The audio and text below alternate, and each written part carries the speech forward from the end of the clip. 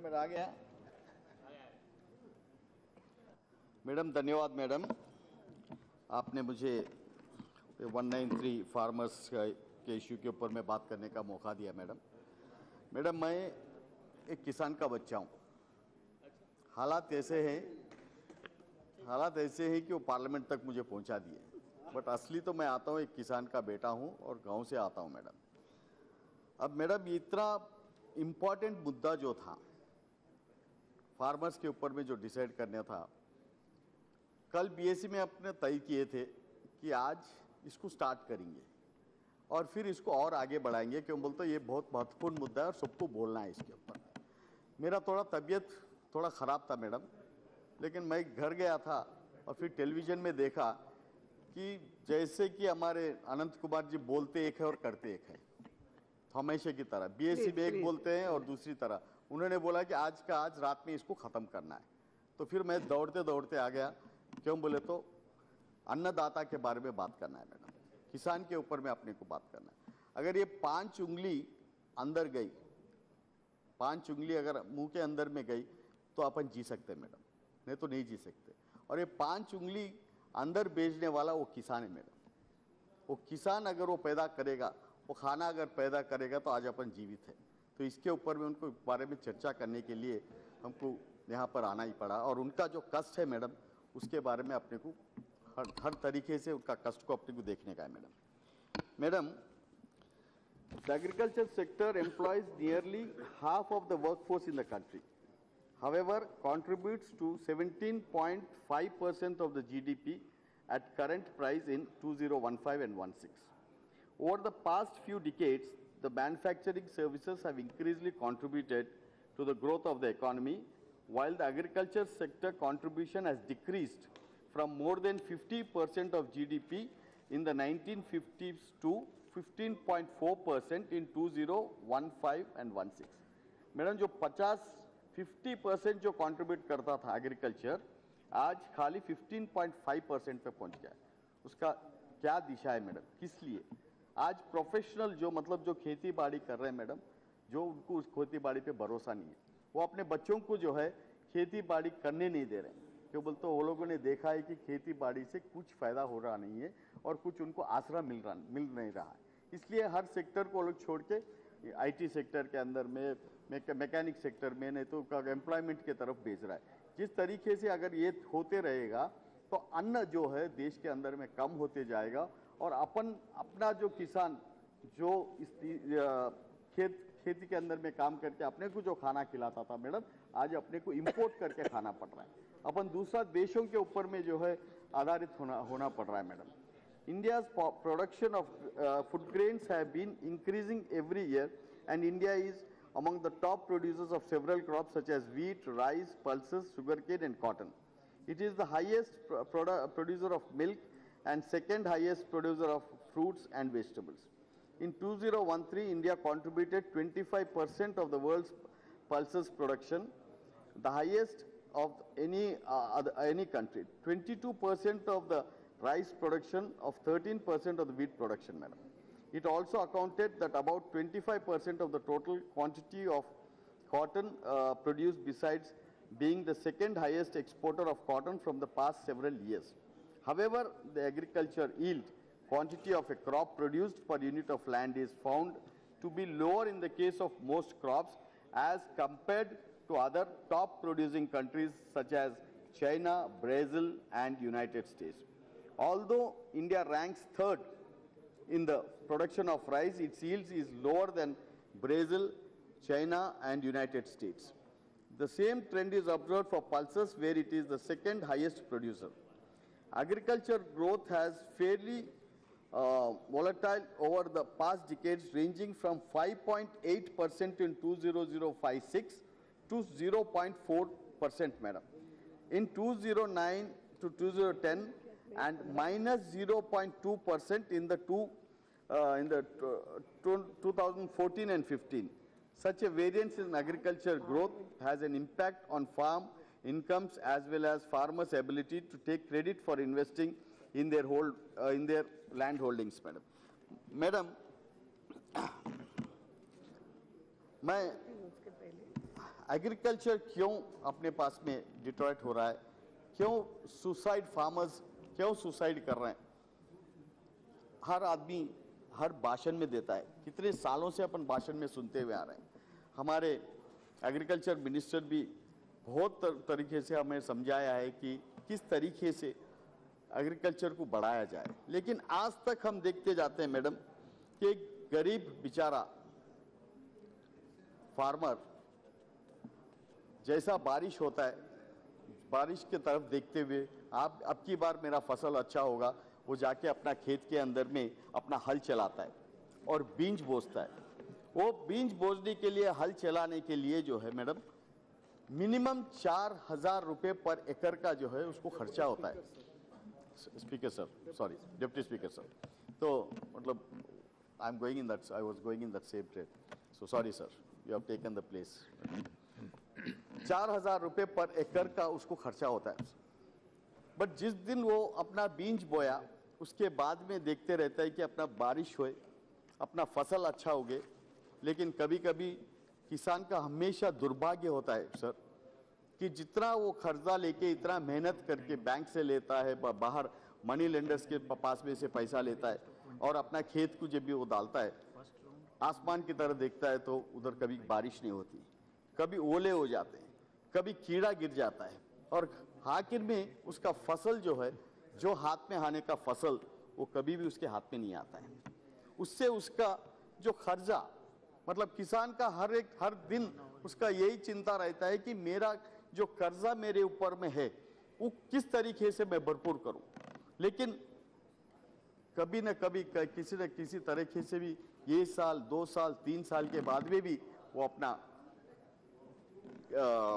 पैसे के ऊपर में किसान जो है अपना कर्जा लिया सो पैसे वो कभी भरपूर नहीं कर सकता है।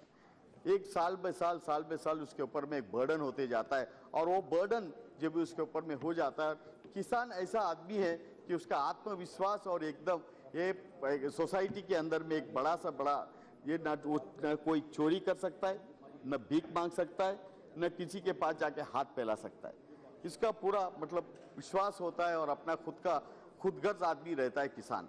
इसलिए वो किसी को मुंह न बताते हुए वो जाके अपना खुदकुशी कर लेता है। Sir, this is why what we have to basically think.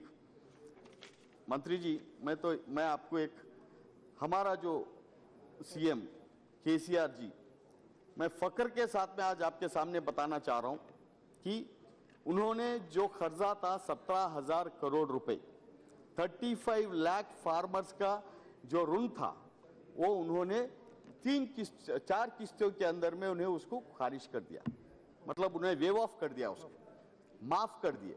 माफ करने के बाद में उन्होंने ये सोचा कि हर साल अगर ये 6,000 अप्रॉक्सीमेटली हमारे पास में 1,50 लाख एकड़ हमारे स्टेट में है, 1,50 लाख का हम लोग के पास में एकड़ है।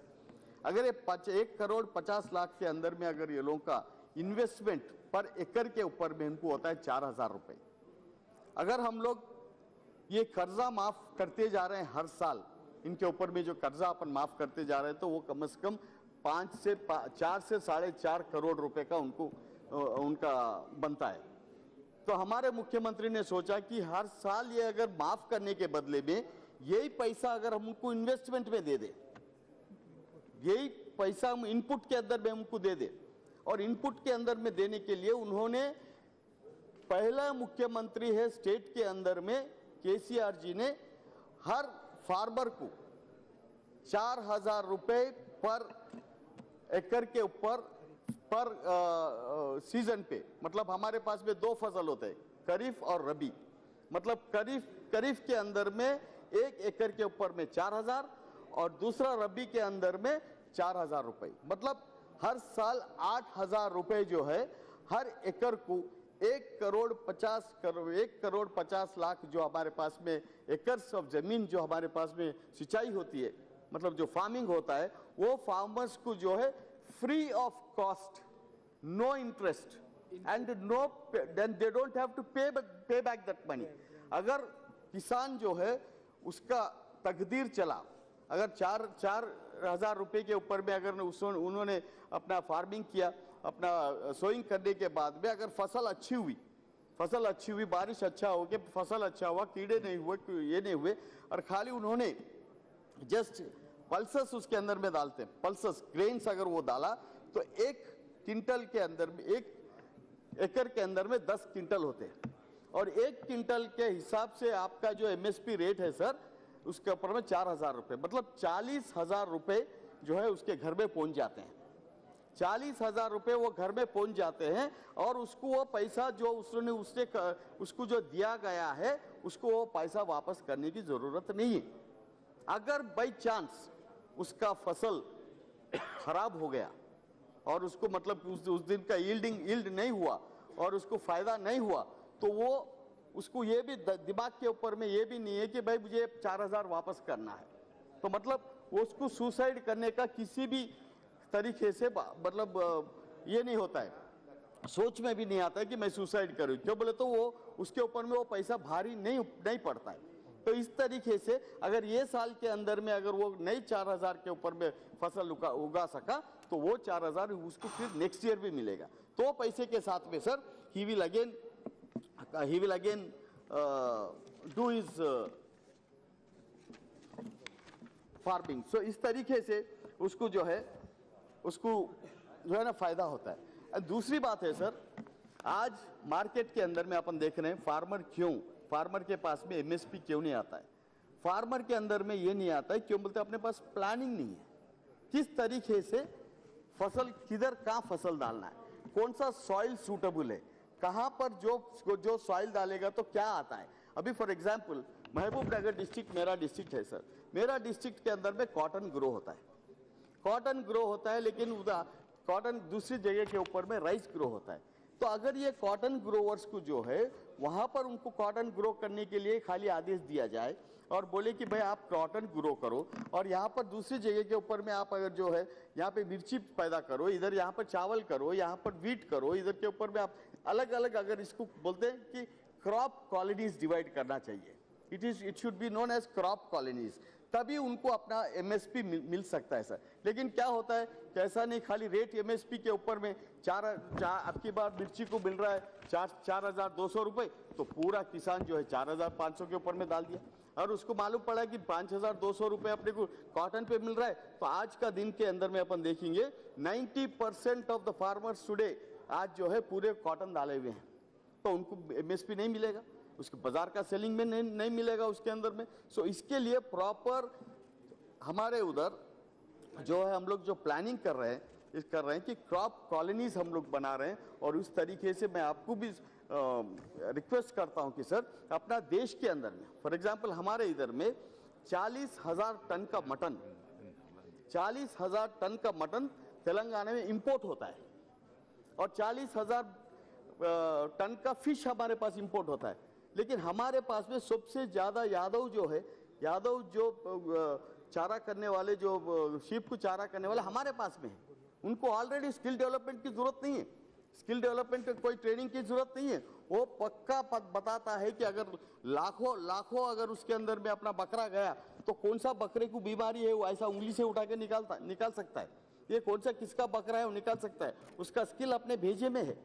तो हमारा स्टेट के अंदर में क्यों ना 40,000 टन का मटन हमारे पास हम करें, इसलिए हमारे मुख्यमंत्री जी ने यूनिट्स बना के 20 फीमेल और 1 मेल, इस तरीके से शीप जो है उनको फ्री ऑफ कॉस्ट उनको दिया हुआ है। आज हम करोड़ों शीप जो है ये आदम को दे रहे हैं कि भाई ये तुम्हारा ये है, इसके ऊपर में तुम कमाओ करो, और नॉट ओनली दिस बट आप इसको एक्सपोर्ट करो। आज हमारे इधर के अंदर में मुदिराज कम्युनिटी है, मुदिराज कम्युनिटी जो है वो उनका प्रोफेशन है, उनका ट्रेडिंग है फिशिंग, और वो फिशिंग के लिए वो लोगों को फ्री ऑफ कॉस्ट पूरा मच्छी दिया हुआ है। आपको मालूम है सर, हम लोगों ने लिया मिशन काकतिया के अंदर में 66,000 पॉन्ड्स जो हमारे पास जो ये हुए गए थे, तो एक्चुअली उसको हम लोगों ने खोल के उसके अंदर में आज पानी, जो हमारे पास फेमस फिश है उसका नाम है कोर्रामाटा बोल के फिश है। पहले उसका जो भाव था उसका 400 रुपया 500 रुपया पर केजी था, जब से ये फिशरमैन को हमने जो मच्छी दिया है और वो लोगों ने पॉन्ड्स के अंदर में डाला है, ऑलरेडी उसका भाव जो है 250 रुपीज में आ गया है। मतलब इस तरीके से जो अलाइड जो एग्रीकल्चरिस्ट को जो हम इनको जो अपन देना चाह रहे हैं, इस तरीके से सुझाव देना चाहिए। ऐसा नहीं कि खाली भाषण भाषण भाषण के ऊपर में हर एक आदमी भाषण दे रहा है। इससे पहले मैंने देखा कि हमारे सब फार्मिंग बोल रहे थे कि भाई उनको क्या क्या क्या जानता है ज्योतिराज सिंधिया। इसका मतलब ये नहीं है कि खाली हल चलाने से ये नहीं, पढ़ने से, सोचने से, देखने से, विदेशों में जाने के इसके ऊपर में से अगर कोई आजकल तेलंगाना के अंदर में आज हमारे पास आए तो हमारे पास में आदमी सीख के जा रहा है। जो हमारा मुख्यमंत्री केसीआर जो कर रहे हैं, मिशन भगीरथा होने दो, मिशन काकतिया होने दो, नहीं तो जिस तरीके से फिश ये लोगों को दे रहे हैं, जिस तरीके से बकरी ये लोगों को, शीप ये लोगों को दे रहे हैं, जिस तरीके से हम लोग फार्मर्स को 8,000 रुपए हम लोग दे रहे हैं, ये सब हम लोग को सीख के जा सके दूसरा स्टेट्स के अंदर में जो है हम उसको इम्प्लीमेंट कर सकते हैं। तो इस तरीके से सर मैं ये बोलता हूँ कि एक प्रॉपर एक्शन लेके एक्शन के साथ में काम करने से फार्मर्स को फायदा होगा। ऐसा नहीं कि खाली भाषणों में देते हुए या नहीं तो पूरे श्लोक पढ़ते हुए, ये पहले कविता पढ़ते हुए, वैसा नहीं हो सकता है। तो मैं ठोस से फार्मर्स को रक्षा करने का मैं आपको सारे लोग तेलंगाना जाना है सबको मैं इनवाइट करता हूँ सबको। इजराइल का छोड़ो, पहले तेलंगाना में आइए। मैं तेलंगाना में आके तेलंगाना में क्या हो रहा है, एग्रीकल्चर के बारे में क्या हो रहा है, हमारे एग्रीकल्चर मिनिस्टर जी को भी मालूम है कि किस तरीके से उन्होंने हमारे पास में जो एक्सेस दाल का जो आपने ये किया था सर, कितना काउंटर्स खुला था और आपने हमको मदद किया वो सब खरीदने के लिए। That was the largest thing where you bought dal from us. And tomorrow we have opened CCI का थर्ड सेंटर कौन सा भी राष्ट्र में नहीं खुला, कौन सा भी स्टेट में नहीं खुला, but third CCI center has been opened in Telangana, and we still urge the government that more purchasing centers to be opened for buying in Telangana to buy yes Mahbub Nagar. I'll also tell about Mahbub Nagar sir। 60 साल से महबूब नगर के अंदर में 1 lakh right है ना। आज